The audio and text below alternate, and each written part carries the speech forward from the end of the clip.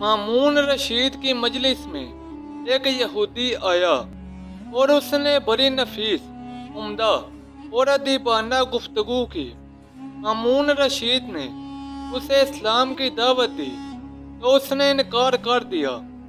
जब एक साल बाद दोबारा आया तो वो मुसलमान हो चुका था और उसने फ़िक़्ह के मौजू पर बहुत शानदार कलाम किया।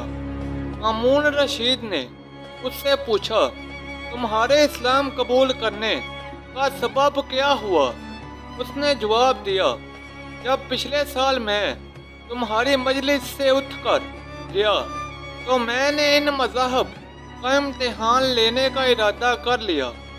चुनांचे मैंने तुरात के 3 नुस्खे लिखे और उनमें अपने तरफ से कमी बेशी कर दी। उसके बाद मैं यहूदियों के मअबद में गया तो उन्होंने मुझसे वो तीनों नुस्खे खरीद लिए। फिर मैंने इंजील के 3 नुस्खे लिखे और उनमें भी अपने तरफ से कमी बेशी कर दी। जब मैं ये नुस्खे लेकर ईसाइयों के गर्जे में गया तो उन्होंने भी वो नुस्खे खरीद लिए। फिर मैंने कुरान पाक के 3 नुस्खे लिखे और उसकी इबारत में भी कमी बेशी कर दी।